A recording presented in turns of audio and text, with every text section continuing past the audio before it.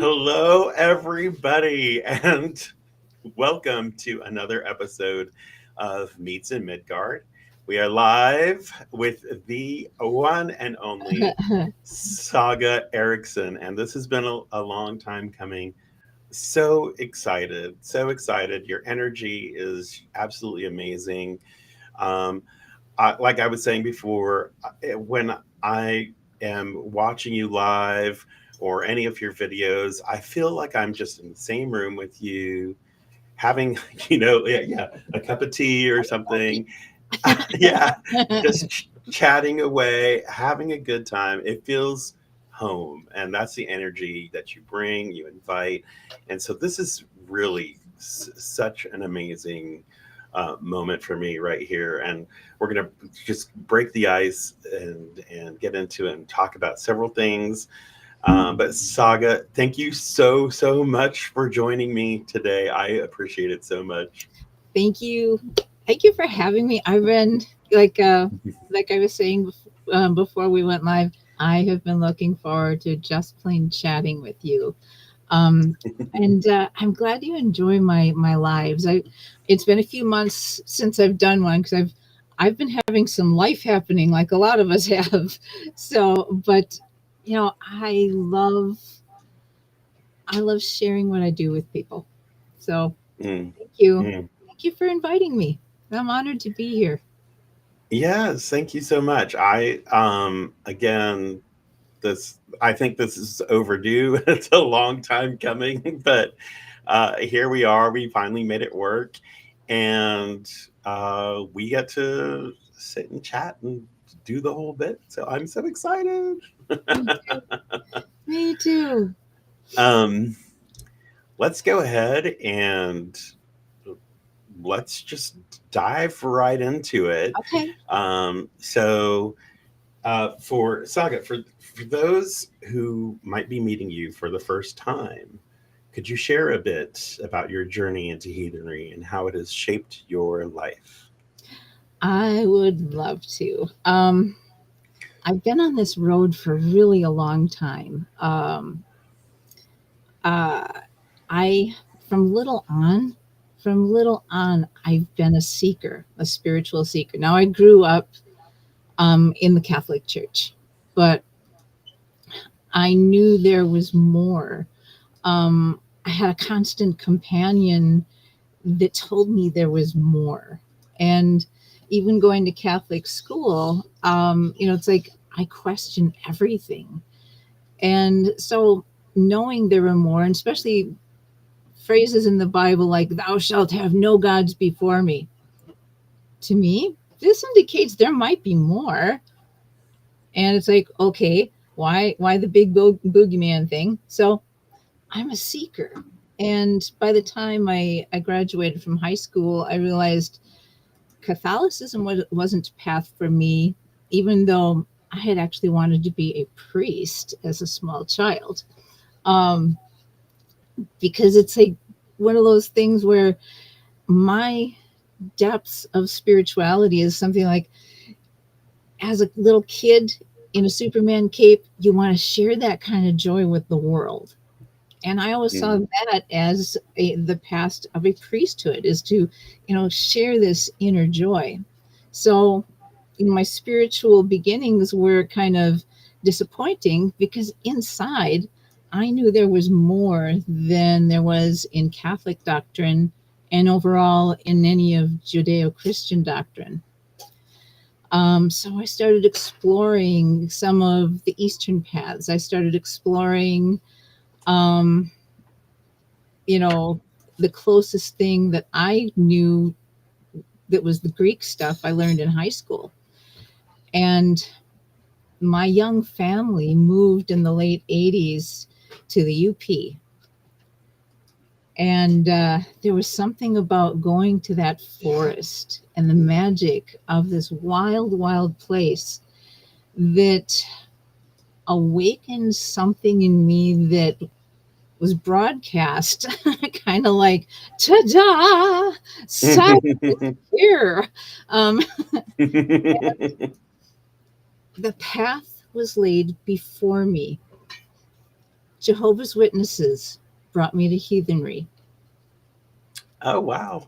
Now, this is a funny story. Now, I'm an artist. I have always, always, always been an artist. And in the puttery little town of Iron River, Michigan, I found a job at 25, 26 years old in a photo lab. And at the time is going, I'm an artist. Photography isn't real art. Well, I learned so much different. It's like, oh my God, oh my God, oh my God. This is a whole new way to paint. So I became a portrait photographer as well as an illustrator. And to sustain my family, I worked photo lab. But anyhow, in the photo lab setting, I was dealing with the public all the time. And, me and my young family, it's like we're new in town. It's like Jehovah's Witness came lining up at my photo lab counter. I'm a seeker. I will read anything and everything before I go, well, that's bullshit. Or it's like, ooh, let me see more. So they lent me this book. I do not remember the name of the book, but it was really expansive and encyclopedic volume of all the world religions, what they stood for, how they practiced. And it's like, oh my goodness. I just, I read this entire thing, and all of a sudden I come to the closest thing to heathenry, because I didn't know heathenry was a thing yet. This was like 1989 at the time. Mm-hmm. The closest thing to it was Wicca. It's like, oh, well, lo and behold, I see this, and it's like, whoa, wow, show me more. And I am approached by a new coworker in the mall where I worked, going, hey, you look really cool. Here's a book I think you'd like. And it was Scott Cunningham's Wicca for the Solitary Practitioner. It was the very first pagan-ish book I'd ever seen. And it's like, oh my goodness, it wasn't quite it, but it was one of those things that it gave me the tools. So fast forward, I'm studying anything I can get my hands on. In 1989, there's not a lot of resources out there, especially not in the UP. Found myself in a move to Milwaukee, lived in Milwaukee for a summer, found lots of cool books, moved back to the Northwoods, and Interlibrary alone was my resource for all things pagan. 1992 comes along. I'm settling in a new community in the Northwoods, and I'm in a bookstore, and I hear this guy in there going, I'm looking for a book about runes. And I'm overhearing this and going, runes? And of course, the store clerk is a store clerk, and she's going, runes, let's see, what kind of runes? and I said, he wants Nordic runes. R-U-N-E-S. Well, come to find out, he is starting a metaphysical shop in the next village. And he says, hey, come by our shop and come check it out. So I went to check it out, and he had, which was unfortunately a Ralph Bloom book, but it wasn't the book so much, but he had a deck of rune cards. It were just simple big red runes. Now, I was on a quasi Celtic path, because that was the closest thing to feel that felt like home. So I didn't even know a Nordic thing even existed yet. But I go and visit this man's shop as he's opening up, and he says, hey, bring your art. We'd love to have it, blah, blah, blah. By the way, here's some runes.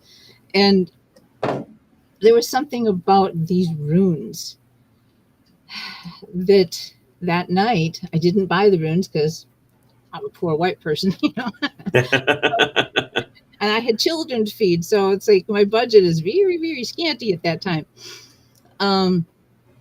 I go home without these things, but I can't get them off my mind. And that night, I dreamt the rune Rhytho in bright, vivid red all night long. And it's like, oh my God, I can't get this out of my head. I can't. I went back and I at least bought a rune book. because it's like there's something in me that's like, um, I can't buy somebody else's runes. I got to make these things myself. It's a tactile thing. I have to feel them. I have to know them. I have to breathe them. I got Mhm. to make my own tools. So Mhm. I bought my very first rune book was Freya Aswyn's Leaves of Yggdrasil, which she later adapted into Northern Mysteries. And so that was how I ended up on a heathen path. And the with the books, all of a sudden the right people started coming into my life. I met a young man in another metaphysical shop. There's like we'd known each other forever. He had lore books. Oh, all of a sudden it's like we're exchanging knowledge, and from a word to a word, I was led down this very rich heathen path. And it's like uh, I didn't step on it intentionally until 1989, but I think I was born to be on this path and to express my spirituality in this way. So that's in a nutshell how I came into heathenry. Is the Jehovah's Witnesses through Wicca to all of a sudden there's this old guy needing a book for runes, and there's a lot more to these stories, but yeah, Yeah. this little shreds. That is so cool, and it's so. I love how like one little thing just leads to another and another. It's like a It's you kind of know. a theme in in this runic journey of mine, the whole from a word to a word. It's like that's such to me. It's just the most headiest of concept. It's like the word made flesh kind of business. That's Mhm. yeah. Oh So wow, I get that is. enthused. Don't mind me. I get very enthusiastic. I love it. I love it. I love it. Um, and so the room Arrivo. Oh my gosh, that's so cool. I'm like, Yeah, I'm it's taking it, like taking it. in my world, my path has never ever been subtle. It Hmm. is like knock me over the head. Ta-da! We are here, and you have no choice in the matter. It's like, okay, here we go. You kind of answered my next question too with that story, because it's like, how did the runes first call to you, and what made you commit to studying the runes so deeply? And just from your origin story is the Yeah, fact that it's rune based. yeah. It's You know. intertwined. It is just so intertwined. Is as soon as that Rytho rune happened, I was hooked, and the knowledge came pouring my way. All of a sudden I have lore books at my disposal that I couldn't get anyplace else. Lore books that weren't in real common um, distribution yet, because this was 1992. So heathenry was just kind of starting to get some notice, and at that time it was the Stephen McNallen crowd, and it's like no, no, no, no, no, I can't go that route. It's like these gods are calling to me to be me, and Hmm. that is not a separatist type of a pathway. I'm a universalist. Hmm. All father, not some father, god damn it. I know, which is so great. And I love that. I love that. it's like, Um, yeah, yeah, no, carry on. I was just saying, it's like so much of our structures, you and I together, are like a line. The universalist, the animist. yeah. A lot of things are just tied to that, and Hmm. I think that's why I vibe with you so well. I think so. Yeah. And So, and it's. Oh, I'm go sorry. ahead. Go ahead. No, Oh. I hate a Speaking of wall. So yeah, go ahead. speaking of animism, Yeah. hmm, how does the animistic worldview influence the way you interact with runes and lore and the whole bit? my animistic, blah, blah, blah, my animistic worldview kind of influences everything. Oops. All of a sudden, I had some prince decide, hey, notice me. It's like, no, you can wait, wait. Uh, It's that animistic thing going, hi there, I'm here. Hear me roar. And yeah, I yeah. see that in every blade of grass. I hear that in every flower. I I am I'm probably autistic, but I sense and feel the world as a living equal, and everything has memory. Everything has spirit. Everything has always been. It's been in different forms. It's been in different presentations, but matter has Mhm. always been matter. Energy has always been energy. And in that, there's a divinity, there's a life, there's a spirit that is interwoven into every fiber of this conscious existence that we have the privilege to experience.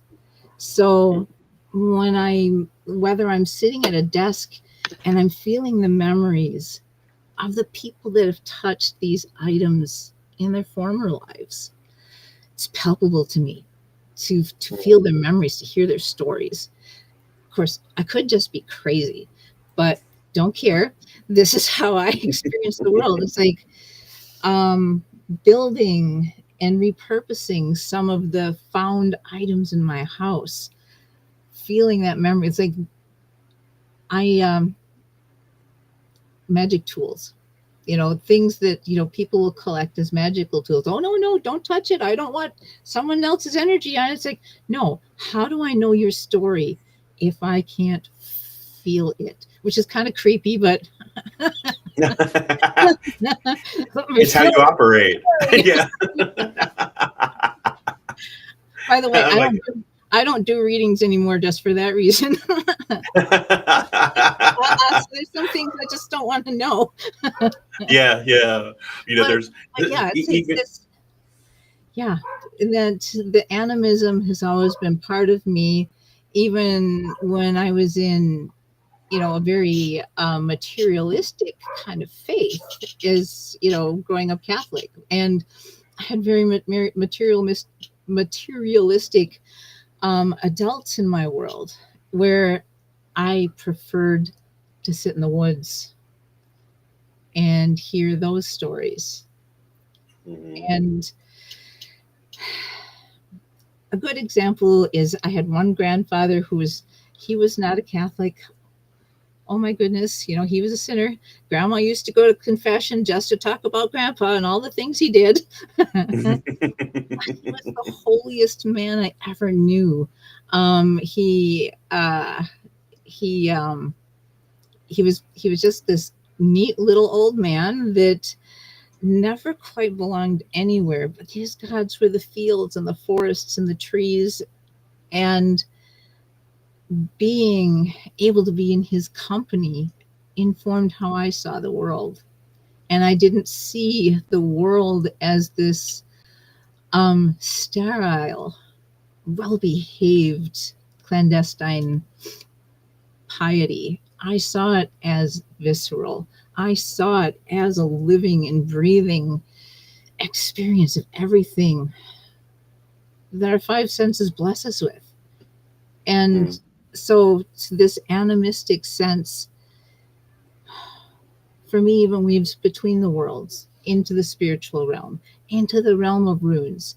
And as we talk later on, it's like in my practices, my runes have become sentient beings in their own Mhm. right. And when I journey, they tell me the stories and I write them down. They tell me different ways to perceive. And it's like, I think that's one of the things that Odin realized in the Runetal. It's like, oh my God, these are living beings. Holy fuck. You know, Mhm. it's like, Yeah. and it's like the palpableness of their being and also the gentleness and the nuance that these runes teach. So yeah, animistic. Yeah, there's a divinity there. There's this life force there within the runes that I've been really blessed to experience. You know, it's the best word I can think is I experience them, and it's like ooh, it's like ooh, it's a good. It's yeah, I love that, and I love that you said that they are sentient in their own right, and it's true. I cast runes every morning. I get up and meditate. I cast before my day starts, and they are companions to me. You know, they are they're friends. mirrors. Yeah, Hmm. and they're mirrors that will show me like sometimes it's something I don't want to hear, but that's what a good friend will tell you, you know. Yes, yeah, um because they are blunt. They are very blunt. That's one of the things I love about runes is there's in in their essence there's no subtleties. It's like here it is, like it or not. hmm So right, yeah. it's right there, there's no denying it. Hmm. It's you know, and you know, I'm so careful with mine, like I don't um like mine, I don't cast for others with my own set. If I am casting for someone else or for other people, I have a different set for that. But like mine is my weird, my energy, and it's almost like a philia, you know, like a separate guide for me in this life. And they Yeah, are to me, they're alive, they're they sentient, are. they have They're their alive. own right to exist. Hmm. Yes. Yeah, and So. yeah, it's like crazy or not. That's how I see them, and the Olam too, because I also work with the Olam. I Hmm. always figured a lot of the Celtic stuff is are kind of like Nordic Celtic cousins. There's been so much art and culture interwoven between the two. It's like it's hard to sometimes delineate between them, and sometimes I need another voice. Mm, You know, mm, so at least in in my own when I'm journeying and stuff. Um, I guess that goes into a practice question further on, but I will use runes and Om combined according to who is talking to me. It's mm, like I have one set that is one I strictly designed for Odin. And mm. so when one of those pops into my hand, I know who's speaking to me. Right. Oh And wow. so I will use, is the intermediary, whether it's the god that's the intermediary to the rune or the rune that's the intermediary to the god. Either way, there's this wonderful conversation that's happening. And so in my main rune bag, I have the first set I made. That was a whole night of obsession all by itself. I couldn't rest until the entire set done. I'm gonna. I have to pull one out Okay, because yeah, for this sure. this was a 1992 evening of OCD that um, you see if I can.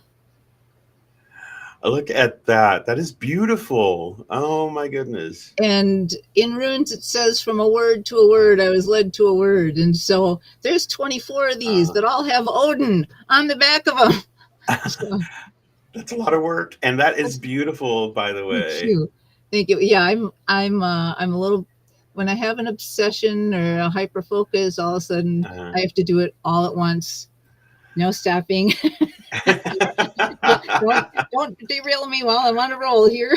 So I can only imagine the time, divine effort, madness. and energy that went into like just creating that whole rune set in one go. Like that's I amazing. couldn't rest until it was done. I'm an insomniac, so that So helps. it worked out, you know. I worked out. I used to put my family to bed and then I'd paint all night. I was uh, I had lost my sense of smell like due to an accident like years ago, Oh, uh huh, and so they put me on prednisone uh to huh. see if it would, you know, bring the sense of smell back. And it was like the most insane like 4 days I've ever had because I couldn't sleep. I was up all the time. Yeah, You know, I it was hate nuts. I refuse steroids for anything anymore because it's like that is sheer hell. Yeah, Yeah. yeah, So yeah, I learned my lesson. yeah. Steroids are horrible. Yeah. I try to. I always try to go as like holistic as possible until I Same. can't any longer. You know. Yeah, So. I do the same. I have a bit of a medical history, and it's like Mhm. I'm not very fond of doctors at this point, and so I'm trying to do things everything by my. I'm going to do it myself. Damn it, do it myself. It's yeah. I hear you. I'm feeling you on that. I totally do right now. So many newcomers see the Elder Futhark as simply an alphabet, um, or like just these symbols that mean, wealth or fee or anything. So, how would you describe the deeper essence of the runes beyond just letters? um, well, first I teach them that they're all of those things. They are mundane, they are magical, and they are deeper. And you can use them all in that same kind of setting, or you can separate them. For when I introduce the runes to a beginner, I say, yeah, they are an alphabet. They're an alphabet very much like the Roman alphabet we use in English, and they're also an alphabet like the tarot. It's like, did you know that the tarot, especially the major arcana, those 22 major arcana, are based on the 22 letters of the Hebrew alphabet. Now, Hmm. this is one of the oldest common Western divinatory systems that has hit the mainstream. Even before things like the runes and other oracles came to be, there was the tarot. So it's like everybody knows what tarot cards are. Even if they're a boogeyman, they still know what they are. So a lot of times I will compare the beginning of runic study to the beginning of learning the tarot, or even the beginning of learning any new language. First, you learn the sigils, and each sigil, yeah, it has a phonetic value. And then you look deeper. Each sigil is poetry. Each sigil has a deeper spiritual meaning that you can meditate on. You can think about it in the long hours of the night, or you can pull one and looking at what its meaning is, get some guidance. And the Hebrew alphabet that the tarot is based on, that too, when you look deeper, it's more than just an alphabet. Every single one of those sigils in the Hebrew alphabet has its own poetry too, and it's beautiful. Just like the rune poems, each rune has its poem. Each letter in the Hebrew alphabet has poetry, and if you look even further south, you look at the hieroglyphs that cover the Egyptian temples. Each one of these sigils is its own story, its own poetry, word after word, sigil after sigil. So the runes, at their most basic, yeah, they're letters. But look deeper. Look at how much more they are. Look at how much more they have to offer, and how many more questions are bred on the study of them. So it's an expansive system that even after going on 40 years, I never tire of. It never gets dull, even when I'm just using them as letters. Because I keep my Hmm. journals in them. Because I'm, Yeah. I'm a little OCD. I do my magic stuff in runes. So it just feels better that way. I love that it encompasses so much, like anything from just a letter to this like a heartfelt song or a feeling. And a You know, sentient friend. yeah, A a hand to sentient hold. friend. Yeah. Absolutely. Um, my thought, my own personal thought is there's the runes were, or the magic, the spirit, the life of the runes were all conceived in Genungagap when Muspelheim and Niflheim had come together. It's that primordial force, that life, and that's where I feel like the life of the runes were birthed, and then they come, and it's a real uh, feeling, and everyone's entitled to have that. Everyone can have that, Oh which yeah, is just absolutely amazing. I think so And too. yeah, so I love it. um, and yeah, I mean, you have so much experience with them throughout the years and everything else. And I just remember watching some of your live videos, and when you're going through the runes, and it's more than just um, a symbol or a letter. You're talking about the shapes of them, and how even just the shape of the rune will describe a scene or what it means. Um, and it's amazing. I love it to pieces.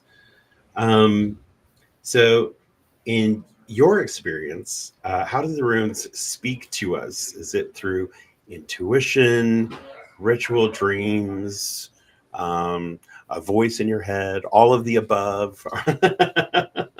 All of the above. Yeah. Kind of goes back to my first story of Rydho, that the dream of Rydho throughout the entire night. It's like not much. Yeah, it came in a dream. There was nothing subtle about it, and Uh-huh. so that was my intro to the runes. But I also will be going through the woods and go, huh, that looks like thus and such room. I Mm. wonder what that portends. And then all of a sudden it makes me look somewhere else. It's like, oh, wow, there's that kind of rune. Oh, wow. From a word to a word. And all of a sudden I'm on to a deed. And I am learning a whole communication by the runes I see in nature or the runes I see in an urban setting. Um, they've also portended things for me where something will happen and I'll see a rune in it. It's like, oh, that explains a lot. One of those kind of spontaneous things where it's like, well, and yeah, it's so all of it, intuition, something mundane that I see, a dream, um, someone will approach me with a question, and all of a sudden a rune will come to me, and Mm. so I'll share that kind of wisdom in in the answer to a question. So Hmm. That's so cool. I mean, it's like having that, like you said again. They're friends, and it's just always having a friend with you that is giving you insight consistent mhm, constantly, yeah. in those unexpected places, unexpected ways. That's beautiful. That's absolutely beautiful. um so do you find certain runes more challenging for people to connect with? If Yeah. so, and why do you think that is? As Americans in particular, we kind of see the world in binary terms, black and white, right and wrong. No shades of gray. Oh man, heavens, no, you don't want to have any doubts about anything because that'll cause some fear and anxiety and blah, blah, blah. So, yeah, there are some runes that I know I initially shied away from because, like, oh dear, that portent's bad. Thurisaz. Thurisaz was one of those runes for me. It's like giants, thunder, violence. It's an axe. It's a, it's like, to me, it denoted something that was contrary to my nature. So I had a hard time getting to know that rune because I'm, I've known too much violence and it's not something I want in my life. Or Mm. runes like Hagawaz or Nauthies, where it's like needful things, and it's like to me, it's give me this condemnation feeling of Catholicism. That's like it's gonna hurt to work, I know, and like you don't want to go back to that, like yeah, and hailstorms. Who wants a hailstorm? But that's one of those areas where I try to soften it when people shy away from these ruins, including my own perceptions. Like, Okay, let's look at it a different way. Not necessarily the Merc runes versus upright runes kind of business, but a totality of all the meanings that can be in this rune, Mm, and then take it deeper and more subtle, like the rune Hagalaz, hail. mm, When that hail hits the ground, it melts, and there's minerals in that melt water. mm, And sometimes that hard rain of hail is a catharsis to help things grow. It's mm, a dramatic change of necessity because Nalthis kind of works its way into the lettering of Hagalaz as it goes through. These are needful things that's like, well, sorry, this is what's got to happen now. Sorry, dudes, move through it. So you let it go and you let the melt water fertilize the earth. mm. So I try to I try to see every rune in all of its lights so I can share that with people that would be averse and see things more binary. It's like, oh, that's a bad rune. Oh, that's a good rune. Oh, that's a bad rune. And it's like, well, not necessarily, because there are these shades of gray, Mm. and everybody's perception is unique. What is black to me is going to be gray to somebody else. What is gray to me is, oh, hell no, to my neighbor. So Mhm. So Right. yeah, and the runes are no different, even when we perceive one as being negative or positive. When I cast the runes myself, I try to take as broad of a scope as I possibly can. So I'm like, this is the physical part, this is the metaphysical part, and then I look for anything else. Like we were talking about hail, the Hagalas earlier. It's like you said, it has minerals, but it also like disturbs the earth, and that is needed for like growth. It's nature's way of tilling the earth, Hmm. Yep. um, and so I cast as wide of a net as possible, and then I try to like bring it in, like just Yeah. get it Yep. and It's cast like it, bring it in. it's kind of like teaching the very basics of, yes, the runes are the letters. Yes, the runes are sentient, and all of the stuff in between there.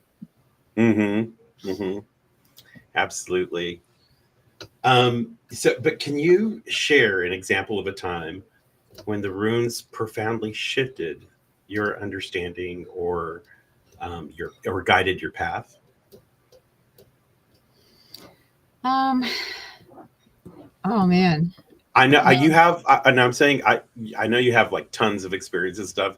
So yeah. not to put you on the spot for just one, but Yeah. Just, well, it's when it comes to just one, I have to go back to that very first one, mm, and that Rydal rune that continually shows up for me in conjunction with Ansu's a lot, oh nice. and that in company with the I think it's pronounced Iowa's. It's the IE Yeah, rune, the 13th rune. yeah. I don't know that everyone pronounces them Yeah, differently. I try to stick in the middle of the road with them. So yeah, and it's like, so it's like I pronounce it Iowa's, um, same. I do too. and to me that is like the pivotal spine of me. Mm, I That rune in particular shows up for me over and over and over as a reminder of resilience, that bending without breaking of the U. And that is a rune that keeps coming up for me over and over and over as kind of this bending without breaking analogy. really, so really quickly, Mhm. I just want to show you that I am Oh. keeping it. I I This is the first time I've kept it at near me, because I wanted to remind myself to be grounded. My roots strong and Ah, grounded, that's um, you know, delightful. through everything. So it is just so wild that you said that. This is the first time, that I've like decided to like just, all right, what rune am I going to have near me if things start going sideways Yeah. that I can stay grounded? And We they were had a going lot of sideways. sideways. We had a lot of sideways. Oh, we did, but I like here we are. It's going. It's grounded. It's smooth. It is one of the few runes that I did um, a really intense illustration of.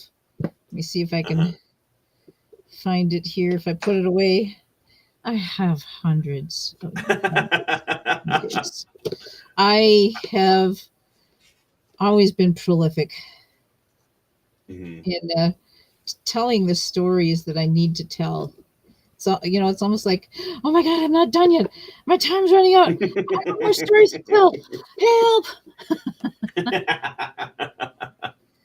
And, oh, here, it's probably in this one. Here it is. That is beautiful. Thank you. That is beautiful. But yeah, Wow.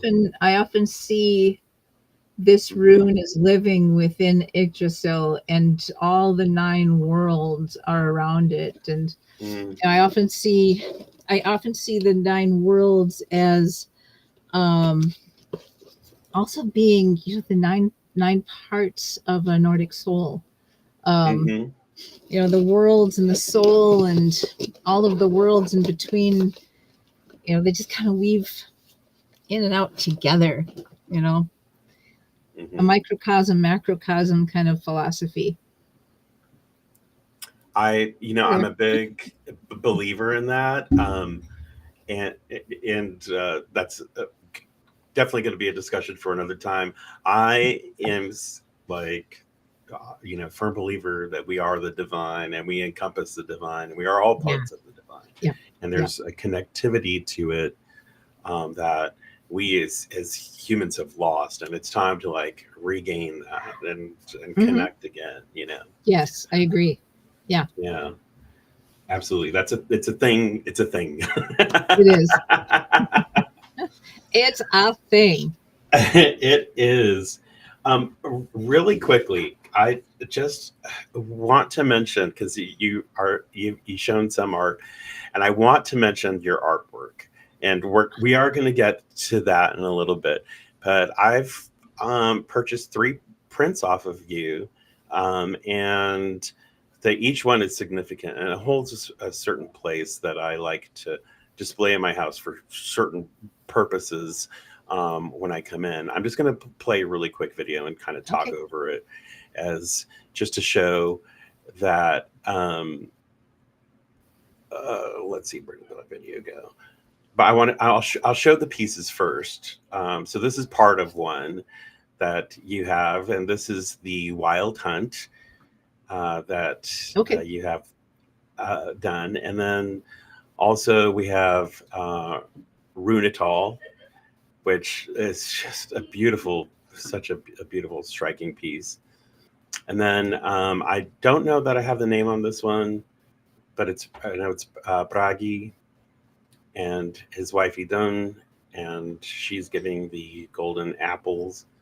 I'm assuming, is that to Freya or Frigg, one of the two? Yeah, I'm defeated.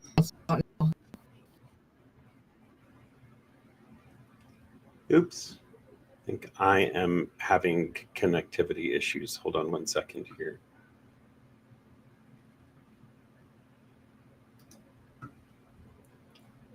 I think my internet is freaking out. Hold on one second.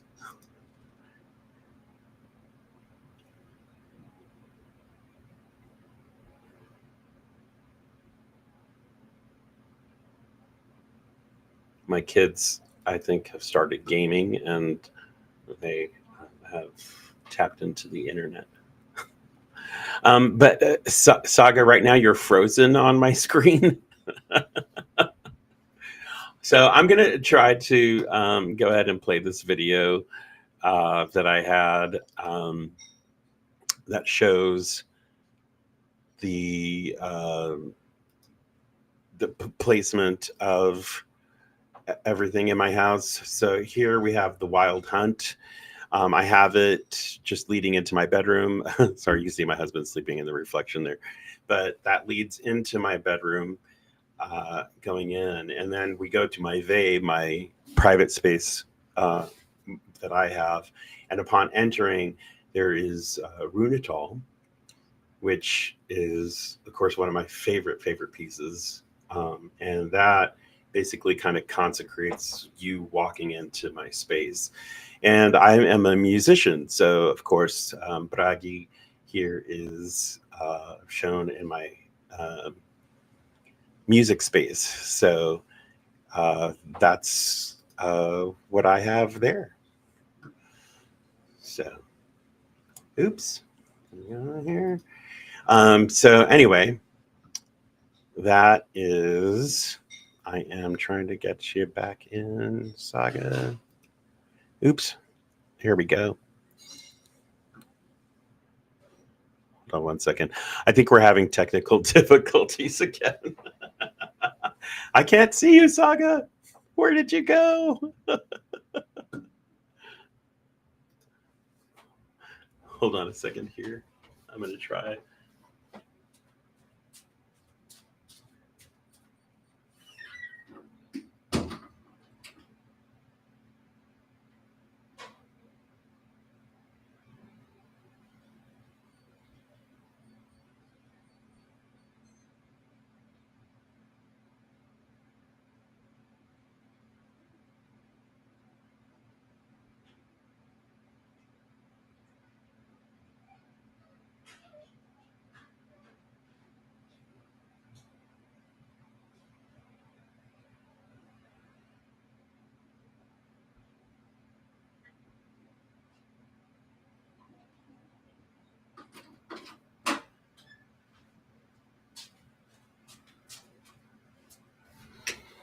Okay, still not back. Okay, I'm trying to figure this out, and I'm sorry. Hold on here. Saga, are you there?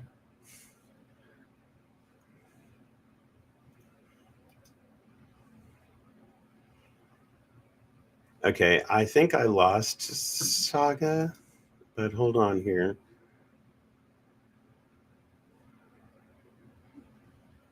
Um,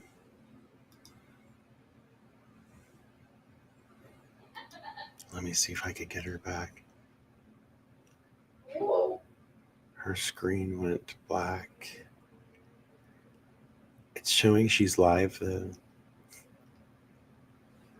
Okay, we are having more technical difficulties, which is, of course, just been the theme of the day, and I apologize to you guys for that. Hold on one more second with me. I'm going to see if I can get Saga back here.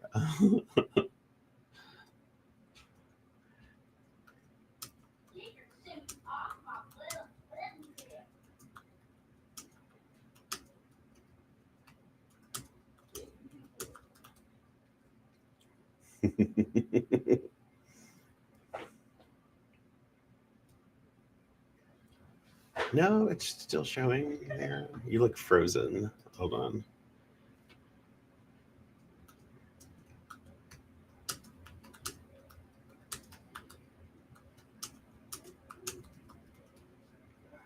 So, Saga did have a storm on her end, but this very well could be my thing. So, hold on one second. I'm going to try to get this going here on my end. And again, and then also comments are not appearing on the thing that I normally do. So I'm having to watch the comments from a different section. But there are some really good comments in here that I will be revisiting. Hold on, folks. It looks like it's on my end this time.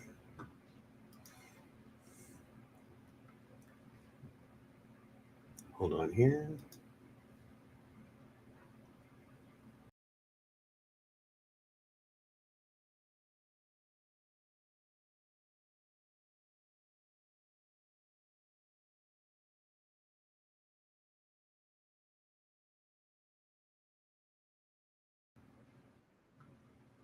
Okay, back in.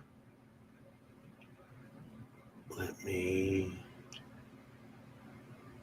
Okay. You guys, I'm so sorry about this. I'm having issues. I can't. I can see Saga from a different screen, but not on what I'm supposed to be seeing her. But I can't hear her either. So I don't know what's going on. And so I think what a good thing to do is I'm gonna go ahead and end this live, and then I'm going to start it back up again. We're gonna reconnect and start it back up because we're only halfway through, and I won't want to do this so bad, and it just seems like this is the way things are going, and we're gonna work through it.